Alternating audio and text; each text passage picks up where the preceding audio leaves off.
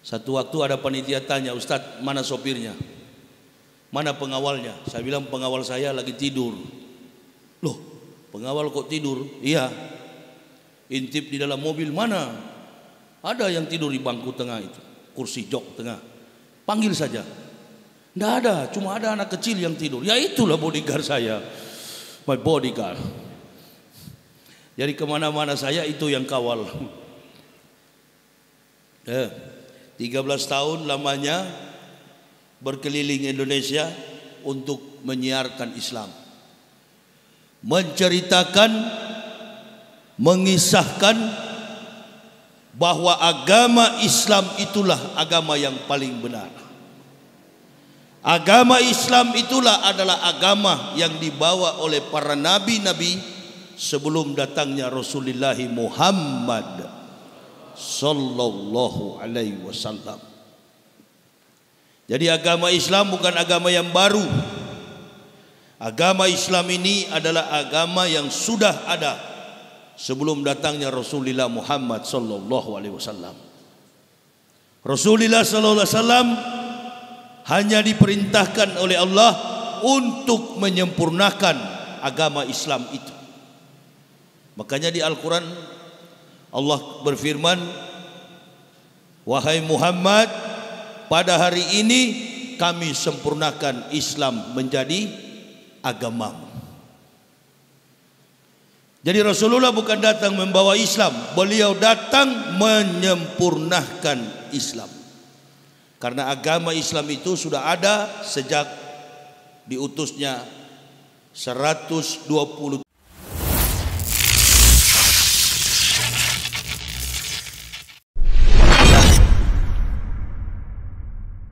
Bismillahirrahmanirrahim.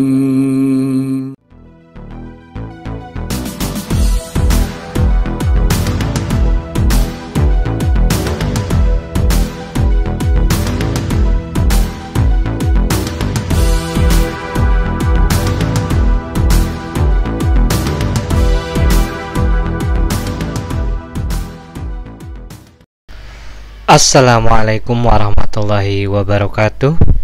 Alhamdulillahirabbil alamin wa bihi nasta'inu ala umuri dunya waddin wa ala alihi wa ashabihi ajma'in. Asyhadu an la ilaha illallah wa asyhadu anna Muhammadan abduhu wa rasuluh la nabiyya ba'dah. Allahumma rabbi shrah li sadri wa yassir li amri wahlul 'uqdatam min lisani yafqahu qawli. Amma ba'd. Sahabat Pilah dimanapun sahabat Pilah berada, alhamdulillah pada kesempatan kali ini mari kita sama-sama menyiram kembali rohani kita, menyiram kembali sanubari kita, mengisi kembali ilmu-ilmu tentang agama kita dengan mendengarkan salah satu tausiah daripada guru kita, yakni Ustadz Yahya Waluni.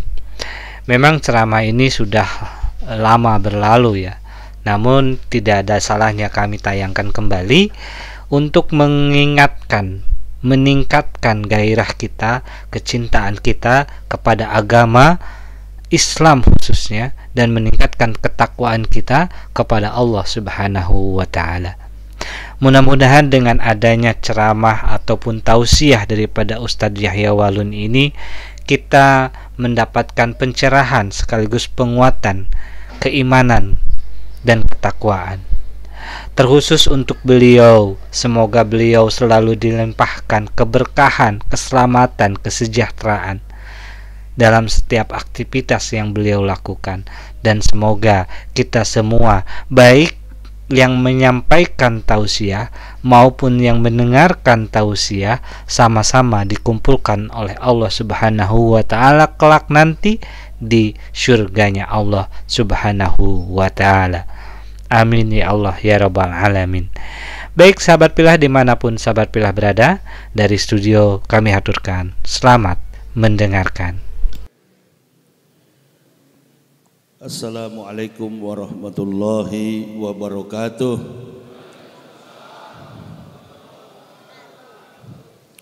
Bismillah walhamdulillah wassalatu wassalamu ala rasulillah wa ala alihi wa sahbihi wa mawalah. Amma ba'd, faya ibadallah ittaqullah haqqa tuqatih wa la tamutunna illa wa antum muslimun. Wa qala Allah Ta'ala fil kitabil azizil karim, a'udzu billahi minasy syaithanir rajim, bismillahirrahmanirrahim. Inna khalaqnal insana min nutfatin amsaj naftalihi faj'alnahu sami'an basira. Inna hadainahu sabila imma syakira wa imma kafur. Aina atatna lil kafirina salasila wa aklala wa sa'ira. Faqala Nabi sallallahu alaihi wasallam, hubud dunya ra'su kulli khati'at, kiwamud dunya bi arba'ati asa, bi ilmi ulama'i, bi adlil umara, bi syaqwatil agniya, bi da'watil fuqara'i. Ibu bapak, saudara-saudaraku rahimakumullah yang kami hormati, yang kami muliakan, Badan Kemakmuran Masjid Mujahidin Banyuanyar Surakarta, Solo, Provinsi Jawa Tengah, panitia penyelenggara tabligh akbar, dalam hal ini Gosam Dakwah Solo, Jawa Tengah, para alim, para ulama, tokoh-tokoh masyarakat, dan yang saya cintai, saya banggakan, ma'asyiral muslimin wal muslimat, jamaah rahimakumullah. Pertama-tama dan yang paling utama, marilah kita memanjatkan puja dan puji syukur kehadirat Allah Subhanahu wa taala. Kalau sampai pada siang menjelang sore ini kita semua masih diberi kesempatan untuk hidup dan bernapas, berarti masih ada peluang bagi halayak kita sekalian untuk menambahkan pundi-pundi amal demi bekal di yaumil akhir nanti. Man salaka tariqan ilal ilmi salakallahu bihi tariqan ilal jannati. Barang siapa meringankan langkah kakinya menuju majelis ilmu, maka Allah Subhanahu wa taala akan meringankan langkah kakinya menuju surga. Mudah-mudahan niat kita semua datang di rumah Allah ini, menghadiri pengajian pada siang hari ini, semata-mata untuk mencari ridha, ampun dan keselamatan dari Allah Subhanahu wa taala. Salawat dan taslim tak henti-hentinya kita haturkan keharibaan Nabiullah baginda Rasulullah Muhammad sallallahu alaihi wasallam. Saya dari kemarin malam tiba pulang dari Pontianak, kemudian ceramah di kota Jakarta zuhur, malamnya lagi ceramah di Karawang, dan melanjutkan perjalanan baru tiba saat ini. 5 menit yang lalu saya baru datang. Saya mengendarai kendaraan dari rumah, dari Jakarta menuju ke Solo bersama istri dan anak,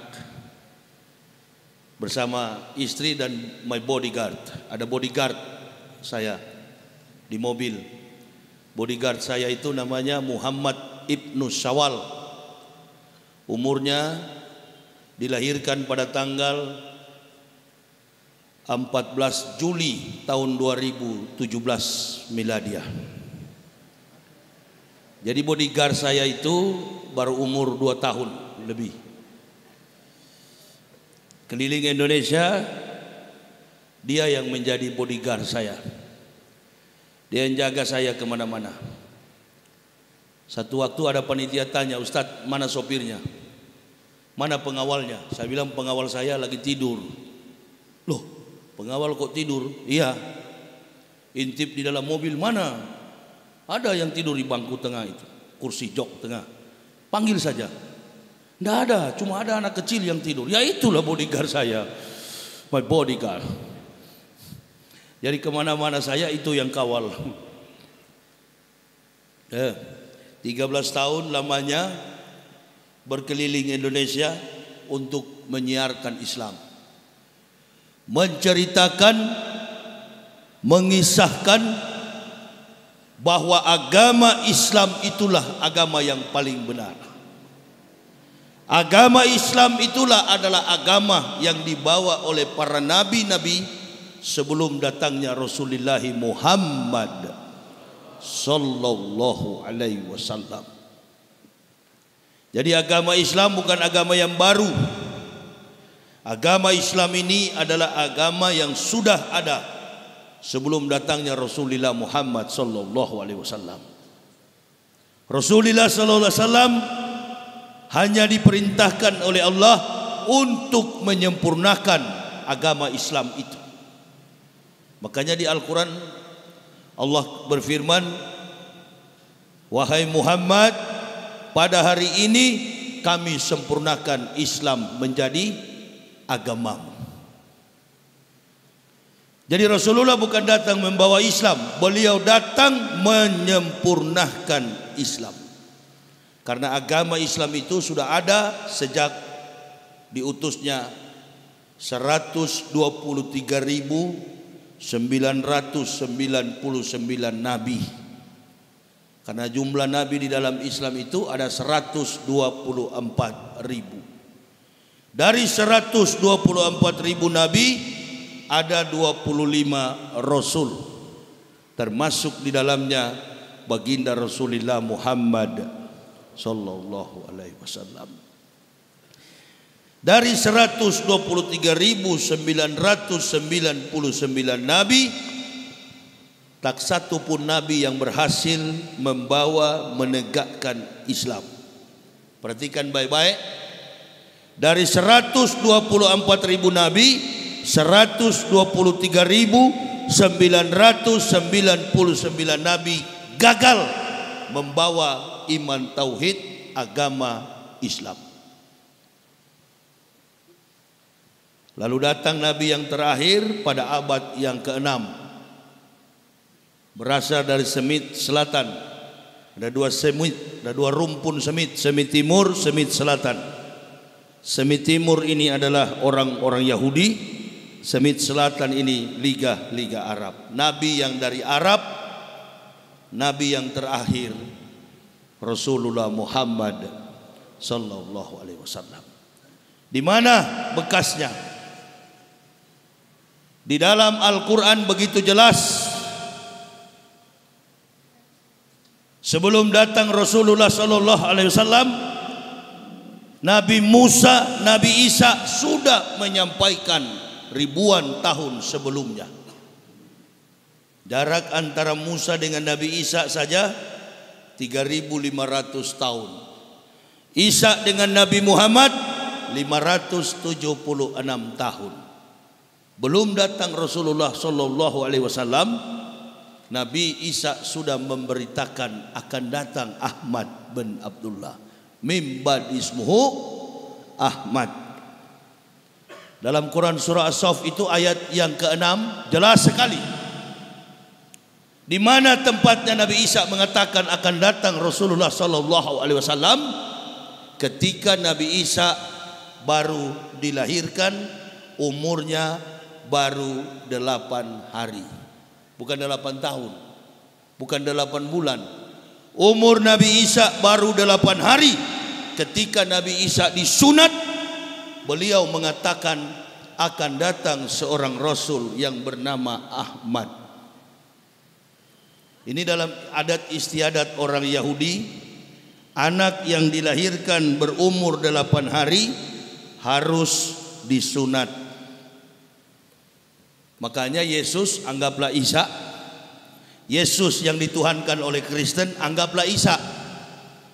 Sekali lagi, Yesus anggaplah Isa.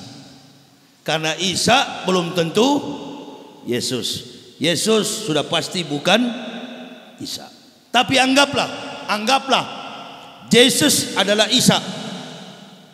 Karena di dalam studi antropologi budaya, di dalam studi antropos untuk memahami struktur daripada organ fisik manusia harus menggunakan beberapa metode. Pertama, studi antropologi budaya. Dari mana nama Isa berasal? Dari mana nama Yesus berasal? Dulu kita di Indonesia ada satu peristiwa yang menggemparkan publik. Ada orang yang mengaku sebagai pahlawan Supriyadi. Betul? Ada itu tahun 2008 kalau tidak salah. Ada yang mengaku sebagai pahlawan Supriyadi. Publik sempat percaya, ada yang percaya, ada yang setengah percaya, ada yang tidak percaya sama sekali. Lalu diadakan metodologi penelitian secara historik. No history, no truths. Karena tidak ada sejarah, maka tidak ada kebenaran. Sejarah selalu menyimpan peran dalam konsekuensi umur, usia. Begitu ditelusuri, ternyata dia bukanlah pahlawan Supriyadi. Apa metodologi yang dipakai oleh ahli? Melihat background, latar belakang, dan jejak antropos usia yang melekat pada si orang yang mengaku tadi. Sampai disinilah pengetahuan kita tentang Isa. Kira-kira adakah orang yang mampu menyerupai? Adakah seseorang yang mampu mengatakan bahwa dirinya adalah Isa Al-Masih? Lalu kemudian sejarahnya dirubah. Kitab suci dipaksakan. Kitab suci dipaksakan. Teori dipaksakan. Kalau teori sudah dipaksakan, dapat dipastikan bahwa orang akan hidup di atas hukum halusinasi. Makanya agama Kristen itu bukan agama samawi. Agama Kristen tidak ada hubungan dengan Nabi Isa. Agama Kristen tidak ada hubungan dengan kitab Injil. Agama Kristen itu adalah agama filsafat. Makanya ada pendeta yang mau melawan saya. Innalillahi. Saya tantang satu Indonesia, pendeta di Indonesia ini. Satu Indonesia saya tantang. Dari umat Islam cuma saya sendiri. Jejak perjalanan Nabi Isa alaihissalam baik dinilai dari Bible Kristen maupun dalam konteks sejarah Al-Quran. Nabi Isa itu tidak identik dengan perlakuan adat istiadat, bahkan sampai kepada problem liturgika syariat ibadah umat Kristen. Saya kasih contoh. Di dalam Lukas pasal 2 ayat 21, menurut Bible Kristen, pada hari yang ke-8 anak itu dilahirkan, disunat dan diberi nama Yesus. Ini ayat Injil yang masih asli. Betul kalau itu. Bahwa Isa Al-Masih atau Yeshua Mashiach atau Yesus Kristus, siapapun namanya, kalau itu ditujukan kepada Nabi Isa, betul bahwa Nabi Isa dilahirkan pada tanggal 6 sebelum Masehi, berumur 8 hari Nabi Isa disunat. Itu betul. Kalaulah Nabi Isa disunat, sekarang timbul pertanyaan, kenapa orang Kristen tidak sunat lalu mereka mengaku pengikut Yesus? Ini jadi bingung, orang Islam pun ikut-ikutan. Ada yang mengatakan kitab Kristen Injil, ada juga yang mengatakan Isa adalah Yesus. Ini sudah melekat dalam pemikiran umat Islam juga. Padahal tidak sah iman Islam kita kalau kita tidak beriman kepada salah satu kitab yang Allah turunkan, termasuk di dalamnya kitab yang dibawa oleh Nabi Isa alaihissalam, namanya Injil. Qul amanu billahi wa ma unsila ila Ibrahimah wa Ismailah wa Ishaq wa Yakub wal asbati wa ma utiya Musa wa Isa wa ma utiya nabiyun min rabbihim la nufariqu baina ahadin minhum wa nahnu lahu muslimun. Jadi kita orang Islam ini disebut sebagai Muslim karena kita beriman kepada semua kitab para nabi nabiullah, termasuk di dalamnya adalah Injil. Tidak ada kitab Kristen itu di luar ditulis judulnya Injil. Enggak pernah ada itu. Kitab Kristen itu enggak pernah ada judulnya Injil. Kitab Kristen itu judulnya New Testament, Perjanjian Baru. Enggak pernah tertulis kitab suci Kristen itu di luarnya Injil, enggak ada. Orang Kristen aja enggak mengakui, antum yang akui. Isi daripada kitab Kristen itu adalah makna filosofi spekulatif, filsafat. Makanya agama Kristen itu bukan agama samawi. Agama Kristen itu adalah agama filsafat. Menerjemahkan setiap ayat dalam Bible Kristen harus ditafsir secara filsafat. Maka mereka mentuhankan Tuhan mereka dengan cara metodologi filsafat. Selama ini kita terjebak. Orang katakan Zakir Naik katanya jago, Zakir Naik itu hebat, Zakir Naik berdebat. Kalau berdebat masih petik ayat dibandingkan dengan Quran, ambil Quran dibandingkan dengan Bible, itu bukan debat ahli, itu debat orang awam, debat alegoris, hanya mencari pemaknaan secara harfiah. Maka yang akan terjadi sama-sama kuat, lakum dinukum waliyadin. Saya kalau mau debat dengan pendeta, kalau jadi tanggal 26 Oktober, ketika duduk di meja debat, sebelum berdebat saya akan tanya, antum sudah sunat atau belum? Itu yang saya mau tanya dulu. Kenapa Bapak tanya begitu? Ya karena Tuhanmu di dalam Bible-mu sendiri disunat. Bukan dibaptis, tapi disunat. Mana yang lebih Anda percaya? Dibaptis atau disunat? Semua kata-kata yang disampaikan oleh Allah Rabbul Alamin alias Tuhan Sang Pencipta terungkap dalam ucapan dan kata-kata dari para nabi. Lalu tanya kepada orang Kristen, adakah satu nabi saja yang pernah dibaptis? Ini kalau pertanyaan ini yang ditanya kepada pendeta, saya yakin debat itu akan selesai dalam tempo 1 menit. Kebetulan di kepala saya ini ada 13.766 pertanyaan. Itu baru yang termudah. Jangan cari ayat. Dan kalau terjadi perdebatan, saya tidak akan membawa secuil kertas pun dalam meja debat. Silakan kau para pembohong, ahli kitab, pendeta, kau bawa kitabmu 1 kontainer.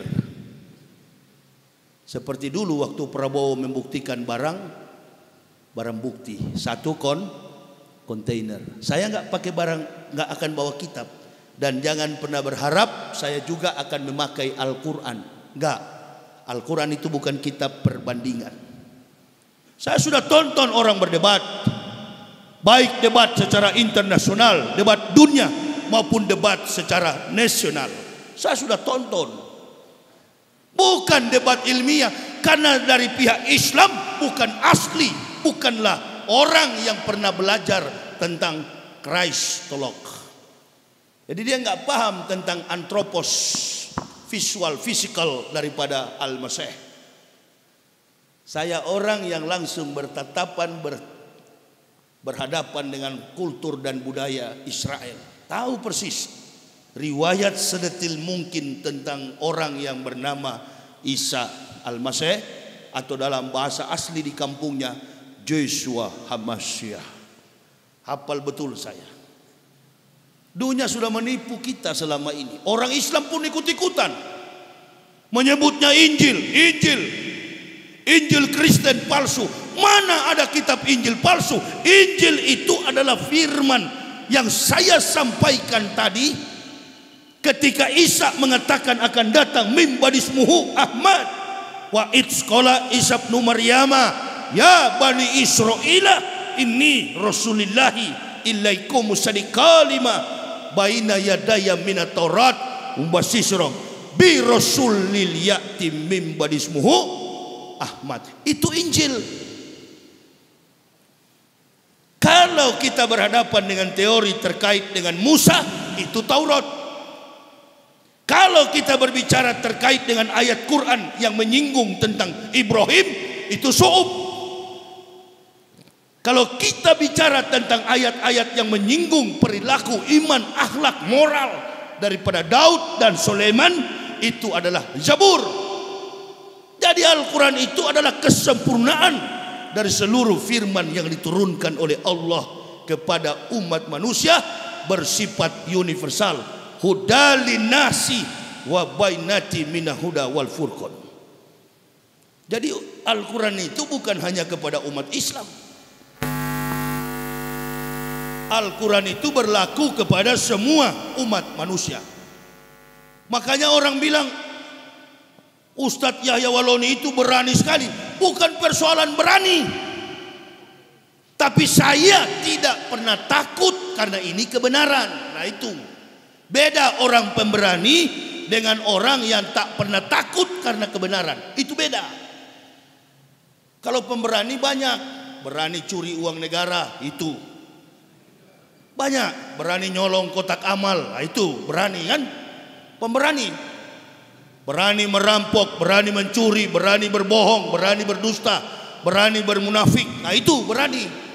Tapi saya nggak berani orangnya, cuma tidak pernah takut terkait dengan kebenaran. Bahkan tidak memperhitungkan tentang aspek fisik ini. Entah tidak tidur, makan tidak teratur, minum kopi sampai puluhan gelas, nggak pernah sakit selama 13 tahun. Karena tidak pernah takut dengan apapun, termasuk takut kepada penyakit. Kita ini Masya Allah menghindar terus karena takut. Jangan makan daging kambing, takut. Jangan makan daging sapi, takut. Datang ke masjid kaki tinggal diseret-seret, tangan sudah begini, mulut bengkok. Rajin sholat tapi penyakitan. Lalu bagaimana rahasia Islam itu?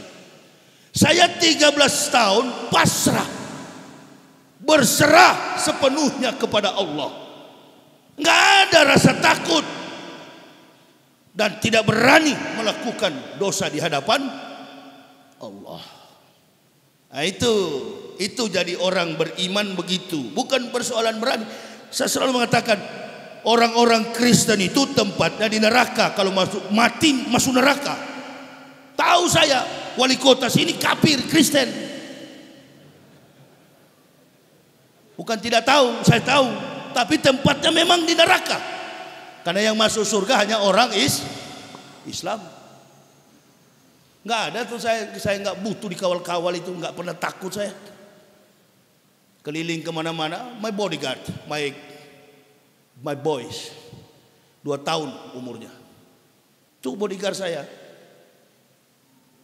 Bicara pun dia belum bisa. Jadi sifat-sifat kita yang mengenal iman tauhid yang sempurna itu, betul-betul kita beriman kepada Allah, Bukan karena kita berani. Banyak juga yang berani, akhirnya konyol di jalan. Kita berani, kita demo di jalan, berhadapan, diadu dengan polisi.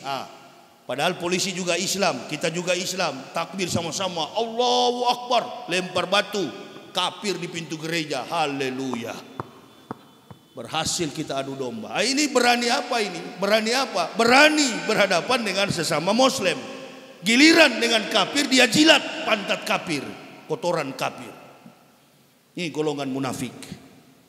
Mudah-mudahan tidak ada di Solo sini, tapi di sinilah banyak sekali itu. Apalagi besok malam di Boyolali itu.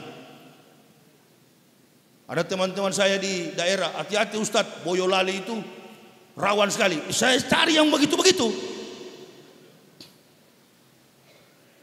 Tak pernah takut saya, itu beda. Pemberani dengan tak pernah takut beda. Nggak pernah saya takut. Sejak saya Muslim, tapi waktu saya masih kafir, penakut besar saya. Ya, begitu saya masuk Islam, nggak ada yang saya takut. Yang saya takut kalau tidak beribadah kepada Allah. Itu. Nah, 13 tahun keliling Indonesia, bawa mobil sendiri tanpa pernah ada supir. Ada yang mau melamar kira-kira? Enggak, baru 3. 1 hepatitis B, 1 meninggal dunia dari Surabaya ke Situbondo. Saya bangunkan sholat subuh, sudah enggak ada napas. Kirim ke kampungnya di Gorontalo, meninggal dunia. 1 minta ampun. Aduh Ustadz, kalau begini lama-lama mati kita. Ayo, ini saya baru cuma 2 jam tidur. Tidur pun tidur di rest area. Turun dari pesawat ceramah, malamnya juga ceramah, langsung ke sini, belum pulang rumah. Dari Pontianak, Kalimantan Barat. Mampu kira-kira begitu. Ukuran kesehatan medis sudah lewat sebenarnya. Sudah habis darah, sudah mati. Tapi saya lihat tidak, malah saya sehat. Tidak ada penyakit. Bawa mobil ribuan kilometer, apalagi tadi saya buru-buru, kecepatannya sampai 160. Anak istri saya sudah terbiasa. Begitu saya laju lihat GPS, lewat. Rupa-rupanya tutup jalan keluar itu, masuk keluar lagi di Kupiara. Apa itu? Karanganyar ini, siapa? Kaplur atau apa itu? Palur, ya, keluar ke sana, sampai jauh ke sana. GPS sudah tinggal 11 menit, jadi 32 menit keluar lagi, mutar balik pompa bensin, lurus ke sini, kelewatan. Sudah tutup pintu tol yang kami harus keluar.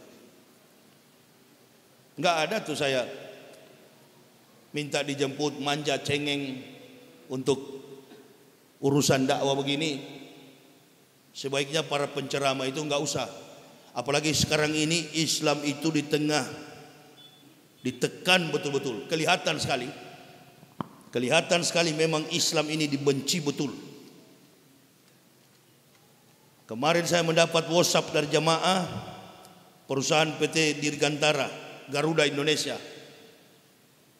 Mereka berdoa mengucapkan hari kesakitan Pancasila. Bukan hari kesaktian, hari kesakitan Pancasila. Dia berdoa pakai doa Kristen. Innalillahi. Yang mendengar orang Islam berjilbab, bahkan ada beberapa saudara ikhwan Muslim di situ. Tidak ada kafir seberani ini dari dulu-dulu, baru kali ini. Mereka juga mencoba untuk mengganggu ulama. Sementara ulama-ulama kita sibuk berpolitik, bukan mengurus umat. Yang di lapangan itu tinggal berapa orang? Saya, Tengku Zulkarnain, UAS. Saya pulang dari Pontianak, UAS masuk, gantian. Tinggal beberapa orang kami keliling Indonesia. Ini dari sini saya ke Medan, pulang dari sini. Insya Allah umur panjang, habis dari Solo langsung ke Medan. Untuk apa? Sepanjang sebulan, setiap bulan. Apalagi bulan kemarin waktu saya dibully oleh kafir, 17 kafir saya Islamkan. Udah ribuan. Itu namanya dakwah. mengislamkan yang kafir, memperkokoh barisan umat Islam. Kebetulan saya ini tidak ada dalam organisasi Islam dan tidak mau bergabung dalam organisasi Islam manapun. Gak mau saya. Karena saya adalah Muslim, ahlu sunnah wal jamaah. Orang kunut saya ikutan kunut, orang tak kunut lebih cepat, lebih bagus. Saya pun tak ikut. Saya bukan FPI, saya bukan Banser, saya bukan Ansor. Pokoknya saya adalah Muslim. Dari kafir yang Allah berikan hidayah, memperkokoh iman saudara Muslim, memanggil yang kafir-kafir supaya masuk Islam. Jadi itu tugas saya. Begitu Allah berikan hidayah, saya, istri dan 3 orang anak, yang kami lakukan adalah membayar syukur kepada Allah. Nikmat hidayah yang Allah berikan, orang lain tidak Engkau berikan ya Allah. Kami sekeluarga Engkau berikan harta yang berharga. Kami akan perjuangkan Islam ini sampai titik darah penghabisan. Keliling berdakwah. Allahu Akbar. Inilah saya datang di Solo sini sampai tanggal 7 ke depan. Insya Allah umur panjang kita bisa sampai tanggal 7 ke depan. Saya hanya memperkenalkan diri pada siang hari ini. Saya situasinya kurang konsen saya. Pertama, bukan masalah di jalan terlalu ribut. Saya mau menjelaskan secara detail tentang Isa Al-Masih. Kayaknya sulit. Situasi dan kondisinya kurang. Mungkin saya masih terlalu lelah. Tapi nanti malam barangkali baru bisa dengan konsentrasi yang penuh. Siang-siang begini memang saya tidak tahan panas. Makanya saya masuk Islam. Apalagi kalau di sana nanti di neraka, kan begitu. Jadi saya hanya memperkenalkan diri saja, bahwa kami sekeluarga ini sudah kurang lebih 13 tahun beragama Islam. Dan begitu Allah berikan hidayah, kami sekeluarga berkeliling berdakwah, menegakkan dinul haq, dinul Islam. Sembari berdakwah, kami pun menulis buku. Ada beberapa puluh judul buku yang telah kami buat. Dan kami bawa kemana-mana kami pergi dan berada. Jadi kalau ada pendeta mau melawan saya sarankan jangan 1 orang lah. Kalau perlu saya tantang 1 Indonesia. Bikin di Istora Senayan Jakarta. Di Surabaya kemarin kan gagal. Gara-gara terlalu berkoar-koar Esra Soro itu, akhirnya dicium oleh BKUG, Polres, di-stopkan. Yang buat itu Abdullah Wasian Foundation. Gara-gara mulutnya si kafir itu batal. Ini si kafir ini, dia orangnya suka ganggu-ganggu saya dari dulu. 2007 diajak debat. Datang saya ke Surabaya, dia yang tidak datang. Dia viralkan. Dia bilang Yahya Waloni lari. Mana pernah saya lari? Saya lebih cepat dipanggil makan daripada dipanggil berkelahi begitu. Apalagi soal berdebat secara intelektual. Memang saya tunggu-tunggu dari lama itu. Siapa kira-kira pendeta yang mau antar nyawa ini? Artinya yang mau malu begitu ya. Kalau sudah berdebat di depan publik kan, yang jelas dua umat yang hadir, Islam dan Kristen. Sebanyak yang hadir orang Kristen, yakin 1000% akan masuk Islam. Itu yang saya tidak akan pakai Al-Quran untuk menyanggah kebohongan Bible Kristen. Saya akan menggunakan Bible kitab mereka sendiri untuk menyanggah kebohongan kitab mereka. Jadi orang Kristen nanti akan lihat umat Islam akan tambah kuat dan orang Kristen akan masuk Islam. Jadi saya kira tidak ada bohong, nggak ada pendeta yang berani. Cuma nanti kita lihat kalau jadi, pasti batal lagi ini. Saya sudah pengalaman, karena saya ada dengkotnya dari kafir yang masuk Islam. Jadi dia tahu, ini kalau mau berdebat ini cuma antar nyawa kita ini. Saya yang pendetakan dia, dokumen-dokumen saya ini lengkap. Ente mau fitnah bagaimanapun, saya punya dokumen lengkap. Ini album saya. Inilah para pendeta yang saya pendetakan dulu. Ini dia mau melawan bagaimana sama saya. Otak di kepalanya itu adalah otak saya dulu. Saya pernah nonton, saya pernah lihat. Satu waktu anak saya bilang sama saya, Abi, lah baik, Kita menyeberang ke sebelah, memakan KFC, Kentucky. Oke, saya bilang, yuk kita ke sebelah. Sementara menunggu drive-thru, nunggu untuk pemesanan itu, ada orang gila di seberang jalan. Dia lari secepat kilat menyeberang jalan, lalu sampai dia di tong sampah. Dia pungut coker-coker sampah itu dan dia mendapatkan tulang-tulang sampah. Dia makan tulang-tulang ayam itu. Saya terus dengan logika yang sangat cepat, saya terus berpikir, dia menyeberang jalan dengan cepatnya, tidak ditabrak mobil, lebih cepat daripada mobil. Berarti ginjalnya, paru-parunya, otot-otot betis dan badannya masih kuat. Tapi ketika dia memakan tulang-tulang ayam yang sudah dilempar dalam tong sampah, apanya yang rusak kira-kira? Paru-parunya yang rusak, ginjalnya yang rusak, ototnya, atau dia mengidap konstipasi atau sejenis saluran pencernaan. Dia tidak mengidap penyakit paru-paru, lambungnya masih baik, pinggangnya masih bagus, otot-ototnya pun bagus. Ada persoalan yang terjadi ketika dia memakan sampah. Otak kabel di kepala satu putus. Nah, inilah kira-kira penyakitnya orang-orang kafir. Dia sehat, tapi ada satu kabel di kepala yang putus. Saya kira kalau debat saya bisa sambung kembali itu.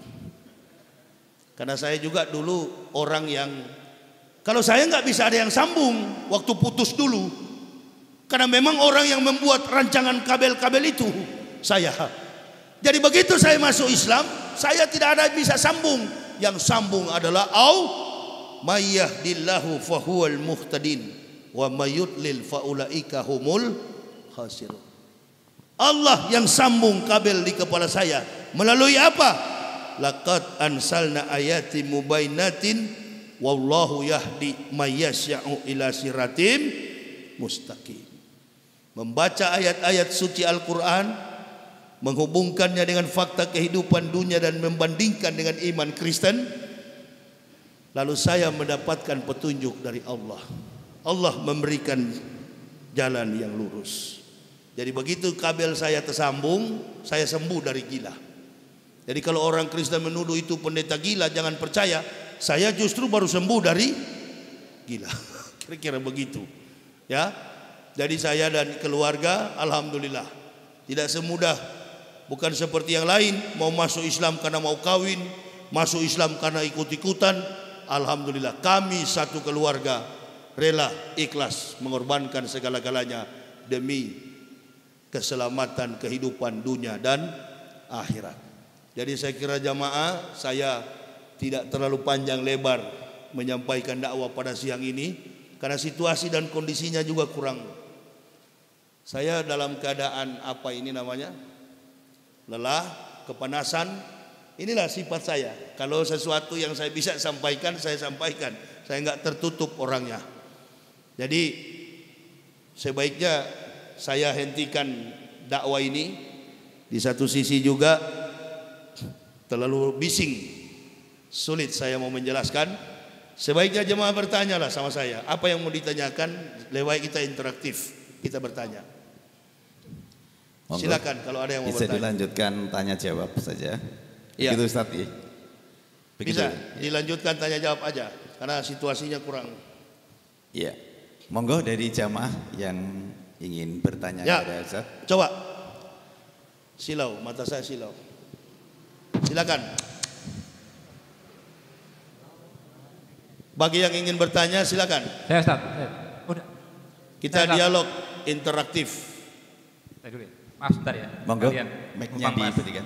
Nanti sebentar Pak. Nanti untuk malam kalau ada yang mau bertanya sebaiknya ditulis. Oh iya. Taruh di kertas, taruh di meja, saya baca, saya jawab. Tapi sekarang sudah terlanjur, silakan Oh bertanya. iya. Makasih Ustaz. Alhamdulillah. Yang saya tanyakan, materi strategis apa yang kita sampaikan kepada orang non-Islam, terutama orang Nasrani, sehingga mereka tertarik. Oh. Pertama, kedua mungkin ada referensi buku apa yang menjadi referensi yang bisa untuk menambah wawasan dan ilmu. Cukup itu aja. Terima kasih. Ini pertanyaan bagus. Pertanyaan bagus. Saya jawab ya. Apa kira-kira argumen, gitu ya? Argumen untuk memudahkan orang Kristen itu datang kepada Islam. Nabi SAW, wala tujadilu ahlal kitabi wa ahsan. Jangan berdebat dengan ahli kitab kecuali dengan cara terbaik. Jadi kita sebenarnya dilarang untuk berdebat dengan mereka. Kenapa Nabi larang? Nabi melarang karena tidak boleh kalau bukan ahli. Itu maksudnya. Wala tujadilu ahlal kitab. Tidak boleh berdebat dengan ahli kitab kecuali dengan cara terbaik. Berarti yang bisa melawan berdebat dengan mereka jangan antum. Nah, inilah. Jangan antum orang yang memang muslim yang tidak paham tentang mereka. Sebaiknya yang menantang mereka itu adalah orang-orang yang terbaik dari mereka dulu. Begitu seperti saya. Karena tahu betul kelemahan kafir. Jadi apa pertanyaan kira-kira yang lebih mudah untuk coba kita nonton waktu Zakir Naik berdebat dengan William Kimball, kemudian Esra Soro berdebat dengan Dr. Sanihu Munir. Terkesan sama kuat. Karena biar bagaimanapun hebatnya seorang muslim yang lahir dari Islam, pasti tidak memahami dua konsep, konsep teologi dan konsep eklesiologi, tentang gereja dan tentang rumus-rumus teologi spekulatif filsafat ketuhanan Yesus. Dengan begitu dia menyebut kitab Kristen pun Injil. Nah ini dia menyebut kitab Kristen pun Injil, padahal kitab Kristen itu bukan Injil. Kitab Kristen itu adalah kitab yang tersusun atas pemahaman orang ke orang. 200 tahun Isa sudah diangkat, baru kitab itu ada. Jadi saya kira pertanyaan yang untuk diajak supaya orang Kristen mudah masuk Islam, jangan coba-coba memakai Al-Quran. Ada pepatah mengatakan begini, jangan melempar mutiara kepada babi. Itu pepatah ya, pepatah kuno. Janganlah melempar mutiara kepada babi, karena hanya akan diinjak-injak. Jadi kalau mau menggunakan Al-Quran, saya kira jangankan orang kafir, orang Islam sendiri saja kalau imam sholat ayatnya panjang dia batuk di belakang. Bahkan dia tidak suka kalau imam terlalu panjang ayat bacaan, apalagi kafir. Cara yang paling tepat, saya Islamkan sudah banyak, sudah ribuan orang kafir. Saya tanyakan ke mereka, konsep keselamatan Kristen itu adalah Yesus mati dulu di kayu salib sebagai jalan penebusan dosa-dosa bagi manusia. Ini doktrin orang Kristen. Tuhannya mati dulu di kayu salib demi menebus dosa-dosa manusia. Tanyakan kepada orang Kristen, apakah Yesus yang kalian tuhankan itu betul-betul kalian percaya dia sebagai Tuhan? Pasti orang Kristen akan menjawab, ya, itu adalah Tuhan kami. Apakah Anda percaya bahwa Tuhan Sang Pencipta tidak pernah mati? Dia juga akan menjawab, betul, Tuhan tak pernah mati. Apakah Anda percaya Yesus yang kamu tuhankan itu pernah mati? Di sini dia bingung.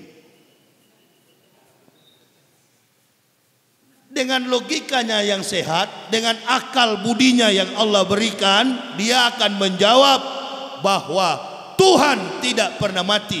Di sisi yang lain, dia akan menjawab bahwa Tuhannya Yesus pernah mati. Lalu Bapak tidak usah melanjutkan bertanya, cukup tanya begitu, apakah Anda percaya Tuhan tidak pernah mati? Dia pasti menjawab, gila kamu, masa Tuhan mati? Nah, saya tanya, pernah atau tidak? Kalau dia bilang enggak, oh bagus, berarti kamu masih sehat ini. Baru tanya dia, apakah Yesus pernah mati? Di sini dia mulai curiga. Ya, dia kan mati demi menebus dosa-dosa manusia. Iya betul. Saya tidak mau tahu. Yang saya tanya sebagai dari seorang Muslim untuk kamu adalah apakah Yesus juga pernah mati? Begitu dia bilang pernah di kayu salib, baru kita tuding dia. Tadi Anda bilang Tuhan tidak mati. Sekarang Yesus pernah mati. Siapa yang kamu percaya? Yang tidak pernah mati atau Yesus yang pernah mati? Nah, lalu biarkan pukul cerita lain, tinggalkan cerita itu, nggak usah lagi di utak-atik. Biar nanti dia berpikir sendiri. Yakin 1000%, satu malam dia nggak bisa tidur, terbayang-bayang terus dengan itu. Saya begitu, karena tidak boleh kita paksa orang Kristen masuk Islam. La ikra afiddin. Tak ada paksaan untuk memeluk agama Islam. Tanya begitu. Untuk mau dialog dengan menggunakan Al-Quran, berdialog tentang ketuhanan, filsafat, berat sekali. Karena dia diajar untuk berdalih. Atau kita bilang begini, mungkin yang Bapak maksudkan mencari kelemahan Kristen. Kalau dia Tuhan, kenapa dia tergantung di kayu salib? Begitu kan? Itu pertanyaannya. Itu pendeta dengan mudah menjawab itu. Kalau pendetanya kaliber, dengan mudah. Yang kami imani, kata orang Kristen, bukan kemanusiaan yang tersalib, tetapi keilahian yang bersembunyi di dalam manusia Yesus. Itu jagonya pendeta.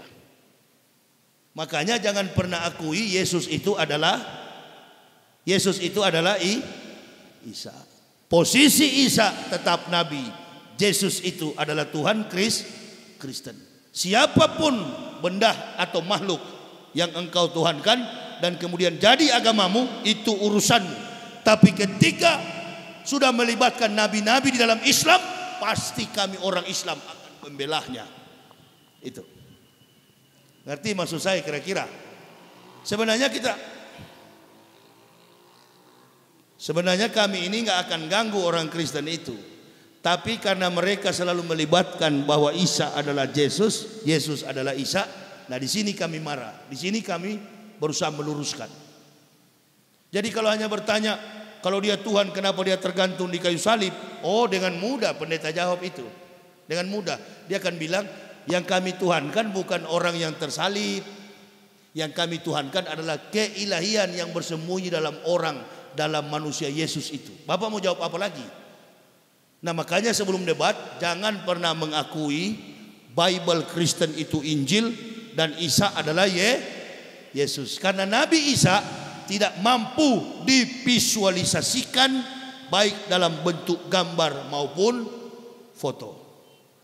Nabi Muhammad aja tidak ada gambarnya, kok bagaimana Nabi Isa ada gambarnya? Nah, siapa itu? Orang yang disalib itu tidak ada lain kecuali orang yang diserupakan dengan Nabi Isa. Sebagaimana keterangan Al-Quran. Buku yang paling bagus yang akan Bapak tanyakan tadi untuk referensi, ini ada buku saya dengan judul Kebenaran Islam menurut mantan pendeta. Buku ini tidak pernah mengatakan orang Kristen masuk neraka dari ayat Al-Quran. Enggak ada. Enggak pernah saya pakai Al-Quran untuk menjebak orang Kristen masuk neraka. Tapi buku ini, dalam buku ini yang mengatakan orang Kristen masuk neraka adalah ayat-ayat Kristen itu sendiri. Menyanggah lawan, mengalahkan lawan dengan kitab lawan. Itu. Jangan pernah mengatakan dengan Al-Quran. Kalau kita bilang dia masuk neraka karena Al-Quran, Allahu Akbar. Dia akan bilang, kitab saya mengatakan saya masuk surga. Ayo. Coba. Waktu Ustaz Somad dilaporkan terkait peristiwa salib, ulama besar Ustaz Somad ini di kalangan umat Islam. Sekarang saya mau tanya, begitu Ustaz Somad dilapor, adakah argumen dari Ustaz Somad untuk bisa bela diri? Dia walaupun kafir tapi dia legal di negara ini.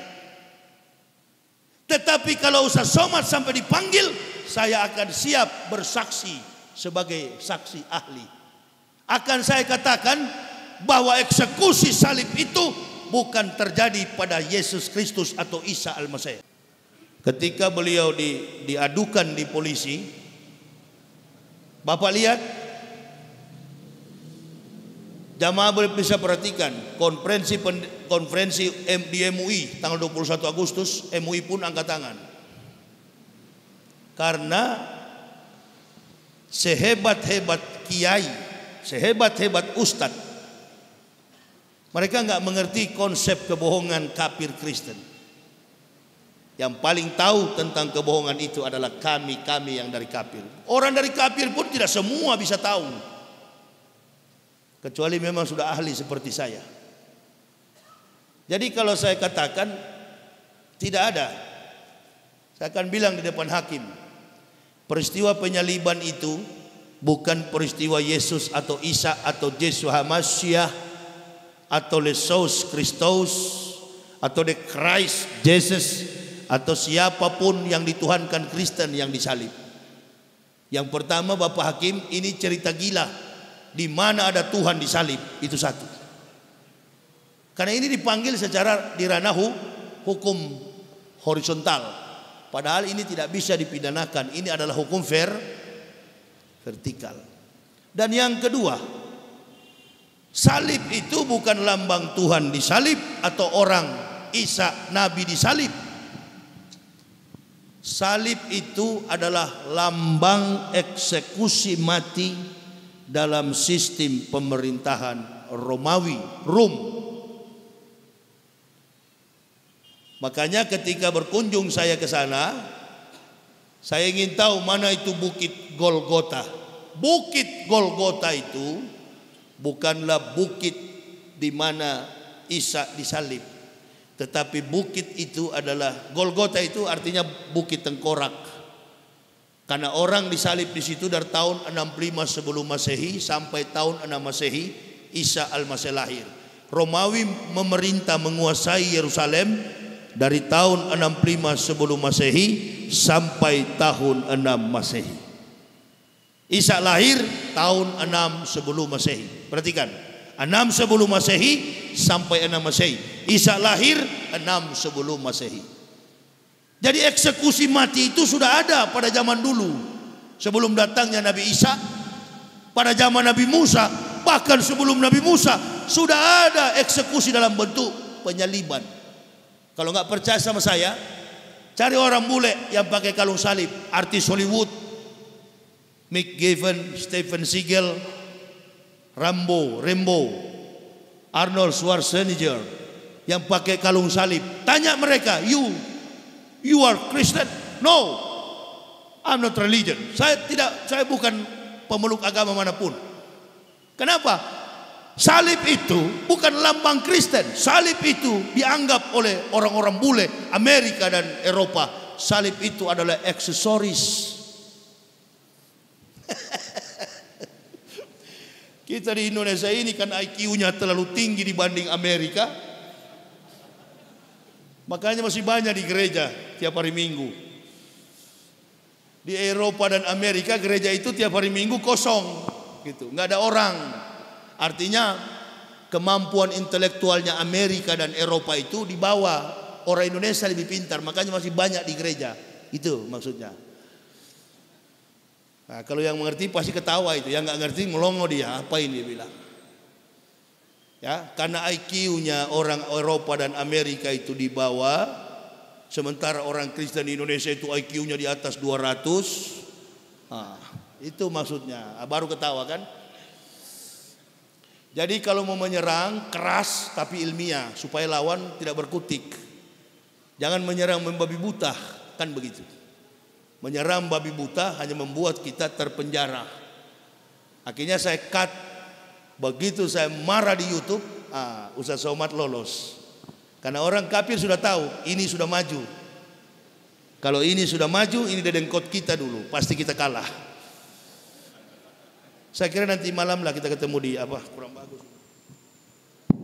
Bilang panitia nanti malam soundnya jangan terlalu keras, karena saya supaya biar tidak usah berteriak, dengan pelan-pelan saya bisa bicara.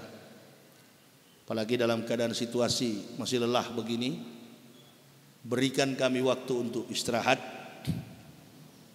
Karena bukan jarak dekat perjalanan dakwah kami sampai ke sini. Jadi nanti ibu bapak untuk mengetahui kepalsuan kitab Kristen itu, nih buktinya ini banyak sekali ayat-ayat kitab yang palsu. Saya begitu masuk Islam, 8 tahun saya belajar Al-Quran, baca secara otodidak. Bahkan secara diam-diam saya membeli Iqra di pasar dan saya mulai mengejah setiap kata-kata dalam Al-Quran. Akhirnya saya bisa baca dan berguru kepada seorang ustadz di Kalimantan. 8 tahun saya baca Al-Quran. Jangankan satu kata, satu titik dalam Al-Quran tidak mampu diselewengkan oleh otak dan tangan kotor manusia. Kitab Kristen itu tiap hari dirubah, hampir tiap minggu. Matius bilang lompat ke kanan, Markus bilang salto ke depan, Paulus bilang jungkir ke belakang. Bingung kita paham. Panggil saja orang Kristen, tanya kalau ada yang mengerti kitabnya. Gak ada yang mengerti, karena makna yang tertuang dalam kitab Bible Kristen adalah makna filsafat. Harus ditafsir, dijelaskan secara filsafat. Ketuhanannya pun filsafat. Tuhan turun pangkat jadi orang, orang naik pangkat jadi Tuhan. Dibolak-balik, itu namanya filsafat. Filsafat adalah induk dari semua ilmu.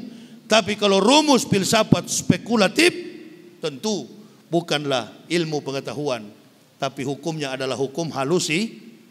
Meja ini terbuat dari kayu, pasti yang buat adalah tukang kayu. Sampai kapanpun meja tetaplah meja ciptaan, dan tukang kayu adalah pencipta. Dipaksa bagaimanapun, artinya ayat-ayat kitab suci dipaksa bagaimanapun, Tuhan jadi orang, orang jadi Tuhan, sampai botak kepala orang kafir tak bisa. Paham kira-kira? Di Islam tak ada yang begitu. Kalau Islam suka menuhankan Isa, lebih dahsyat dari ayat Kristen. Bahkan di Al-Quran dijelaskan, Isa adalah orang yang terkemuka di dunia dan akhirat. Kalau sudah bicara terkemuka di dunia dan akhirat, mudah sekali kalau difilsafatkan menjadi Tuhan. Adakah Al-Quran bisa difilsafatkan? Karena di referensi ayat yang lain dikatakan bahwa tidak ada Tuhan selain Allah. Nah inilah Al-Quran. Letak eksegesi, etika, logika, estetika ditaruh pada substansi yang benar. Semua konsep turun-turunnya ayat berdasarkan perjalanan sejarah. Kisah tentang Nabi Isa, ibunya Maryam, dijadikan sebagai judul daripada kitab.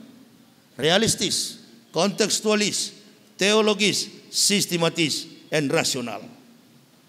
Inilah kitab suci. Ini yang saya percaya. Dan tetap relevan dengan kehidupan zaman sekarang. Kehidupan yang pernah, sementara, dan akan terjadi. Al-Quran itulah sebenar-benar firman dari Allah Subhanahu wa Ta'ala. Keluar kami masuk Islam dan mengamalkan Islam dengan baik. Bukan orang Islam yang mengislamkan kami sekeluarga. Kalau orang Islam yang mengislamkan kami, mungkin sampai hari ini enggak Islam kami. Karena yang masuk penjara itu kebanyakan orang Islam. Tidak ada nama Matius, Markus, Yohanes, Stefanus, Tetanus, nah jarang. Yang masuk penjara itu kebanyakan orang Islam. Ini tidak bisa diukur secara etika, eksegesi. Islam kebenarannya tidak bisa diukur dengan perbuatan akhlak moral daripada umat Islam. Kenapa?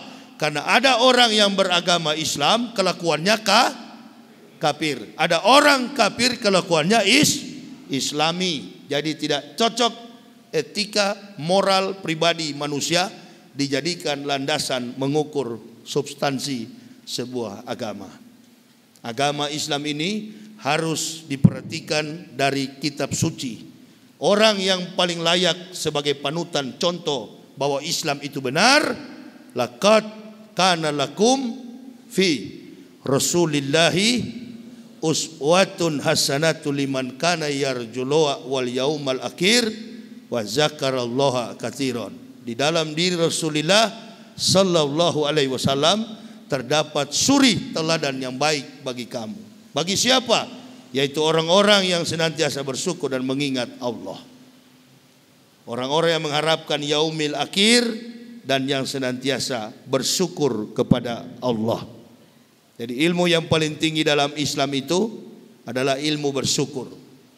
Bukan karena dia kiai, bukan dia hafiz 30 juz, bukan dia jago pidato, bukan di kepalanya bersarang ribuan hadis. Orang Islam yang hebat adalah pandai dan pandai bersyukur.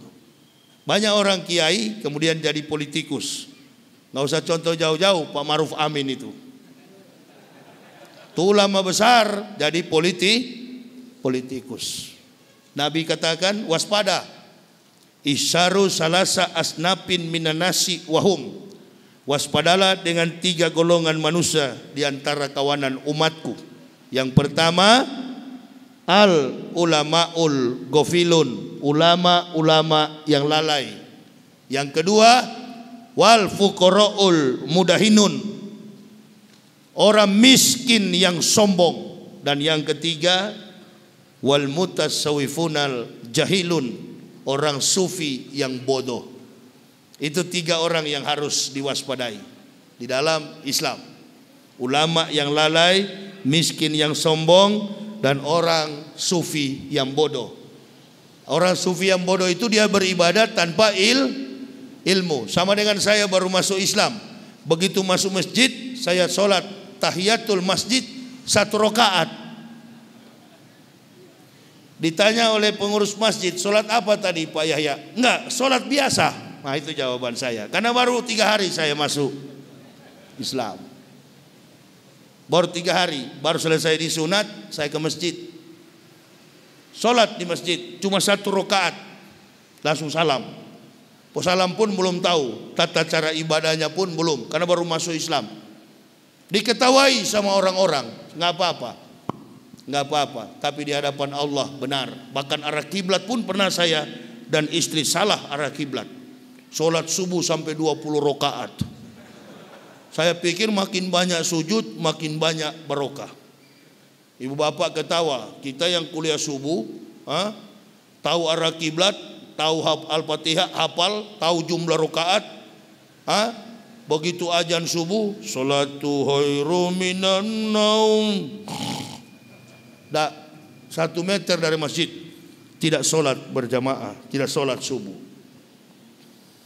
Siapa yang betul kira-kira? Yang sudah tahu arah kiblat, yang tahu Al-Fatihah, suratul Fatihah dihafal, tapi tidak sholat subuh. Dibanding orang baru masuk Islam dari kafir yang sholat 20 rakaat, jumlah rakaatnya salah, kiblatnya pun salah. Mana yang betul di hadapan Allah? Saya berani katakan yang betul adalah mantan kafir yang sholat 20 rakaat. Karena dia belum tahu. Begitu siang hari saya ditegur, pergi ke pasar, beli buku yang warna kuning, tuntunan sholat lengkap 5 waktu. Afdalul a'malu as-sholatu khams.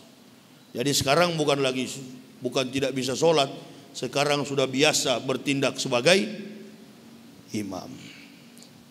Dalam tempo 1 minggu, 2 minggu, nggak sampai sebulan, sudah berdiri saya di mimbar masjid.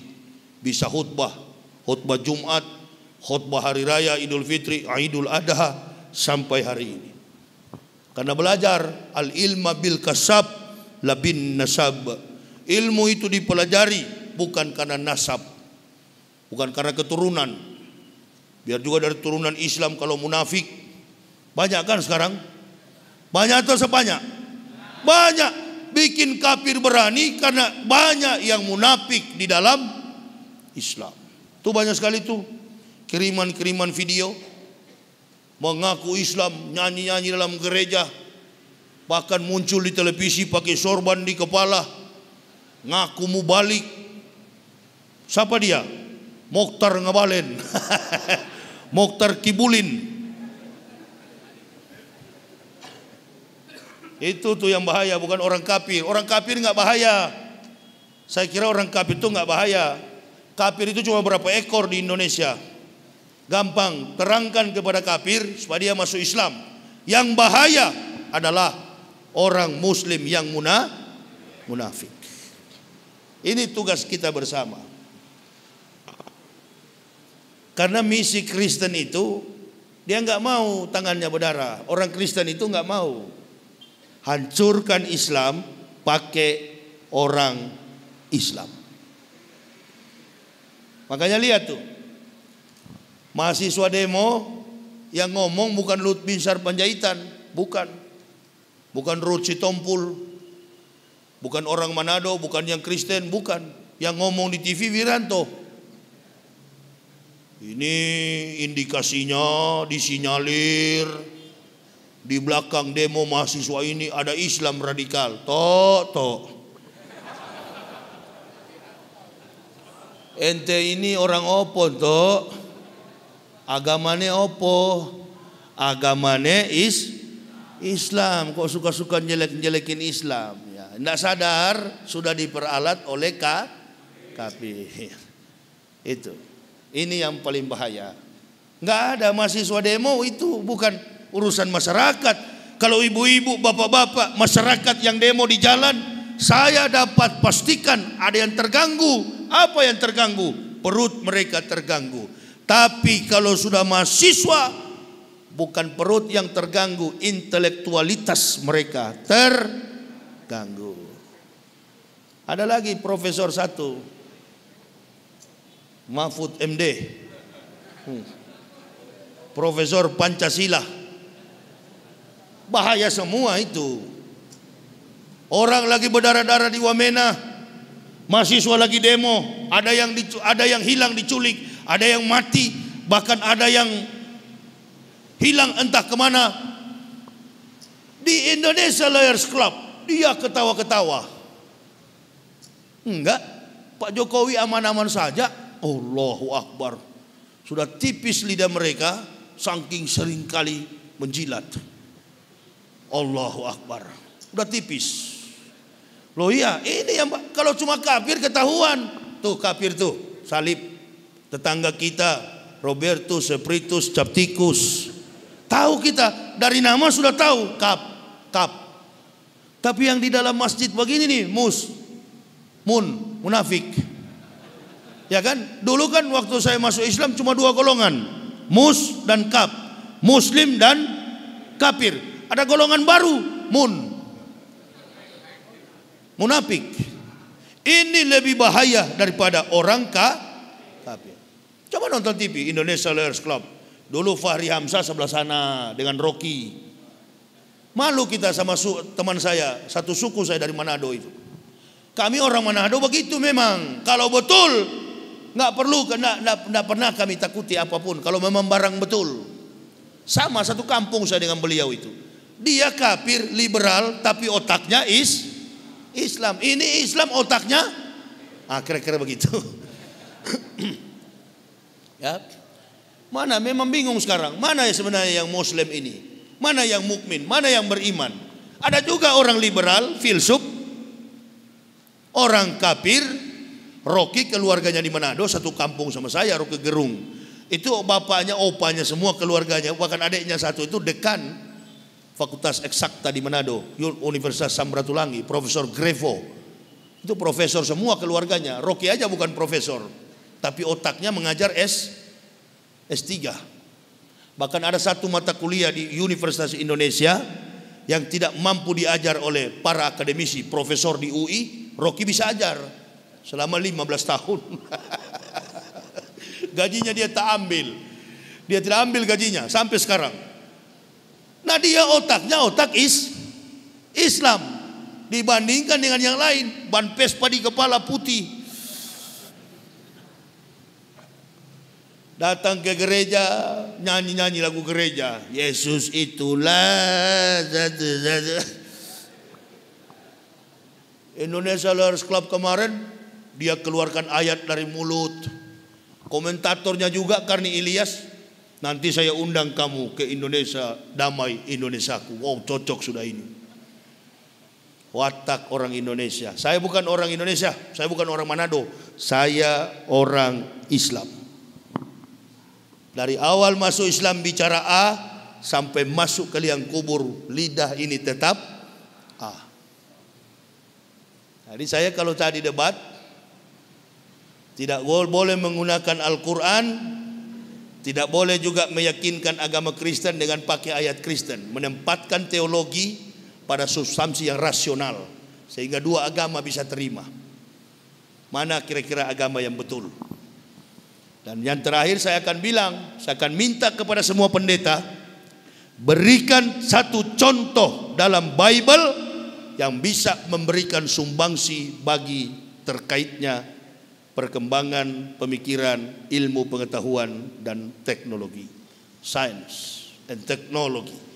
Adakah kira-kira dalam Bible Kristen yang bisa mengungkap satu fakta terkait sumbangsi pemikiran, ilmu pengetahuan? Kalau di dalam Islam kan banyak dalam ayat-ayat Al-Quran. Saya sudah baca Bible Kristen itu, Bible Kristen. Tidak ada satupun ayat Kristen yang mampu memberikan sumbangsi pengetahuan terkait dengan perkembangan sains dan teknologi yang dikaji secara saintifik. Nanti kita lihat. Tapi di Al-Quran banyak. Termasuk sore nanti akan saya ungkapkan tentang menguak rahasia fitrah manusia di balik fakta hidayah. Nanti malam kita jumpa di Masjid Boyolali. Di masjid apa itu namanya? Masjid, ya, kita jumpa di sana saja. Nanti bagi Bapak Ibu saudaraku yang ingin melihat biodata saya secara lengkap, inilah dokumen saya mempendetakan para pendeta. Silakan nanti, saya di dalam setiap momen berdakwah selalu membawa buku karya tulis saya sendiri dengan judul Kebenaran Islam Menurut Mantan Pendeta. Ini membongkar semua kebohongan kitab Kristen. Bagi yang berminat untuk mendapati buku ini, siapa tahu ada yang masih punya keluarga Kristen atau tetangga atau teman, kita tidak usah berdebat, suruh dia baca. Buku ini kalau dia sudah baca, hanya dua, dia pasti tidak ke gereja atau dia akan mengucapkan 2 kalimat syahadat. Kalau Allah berikan petunjuk, insya Allah dia akan mengucapkan 2 kalimat syahadat. Kalaupun Allah baru memberikan petunjuk, dia pasti tidak akan ke gereja. Tapi dia juga tidak masuk Islam. Untuk ke gereja dia sudah nggak mau. Nah itu. Nanti kalau lama-lama dia sudah bosan ke gereja kan juga tetap dia akan ke Islam. Ada yang langsung begitu membaca langsung telepon, Ustadz, saya baca buku Anda, saya ingin masuk Islam. Oh sudah ribuan. Jadi saya nggak perlu ke gereja lagi berpidato. Cukup dengan karya tulis. Ini yang pendeta-pendeta jengkel, dermanya habis di gereja. Domba-dombanya bersih, masuk Islam. Apalagi kalau debat nanti, habis satu gereja memang. Orang Kristen juga itu nggak mau sebenarnya dibohongi. Cuma dia menunggu siapa yang bisa menjelaskan. Nah saya nggak ada waktu menjelaskan ke mereka. Karena mereka selama ini marah sama saya, benci sama saya. Tidak ada waktu, kecuali kesempatan berdakwah begini. Dan bila mereka sudah membaca karya ilmiah, bagi yang berpengetahuan sarjana ke atas, magister and doktoral, paling cepat untuk mendapatkan petunjuk. Jadi saya kira ini ya yang bisa saya sampaikan kepada jemaah. Mudah-mudahan di waktu ke depan lebih baik lagi. Insya Allah kita akan jumpa pada malam hari nanti pada Isya. Saya akan ke hotel beristirahat sebentar. Nanti jumpa lagi di Boyolali pada jam pada Isya nanti malam. Saya kira ini yang bisa saya sampaikan. Bagi yang berminat untuk memiliki buku ini, ada di mobil saya, silakan diambil tapi bayar. Kira begitu ya. Saya kira gitu apa yang saya sampaikan. Terima kasih atas segala perhatiannya. Mohon maaf atas segala kekurangan saya. Usikum wa nafsi bitaqwallah la ilaha illa huwa Allahi falyatawakkalul mu'minun. Assalamualaikum warahmatullahi wabarakatuh.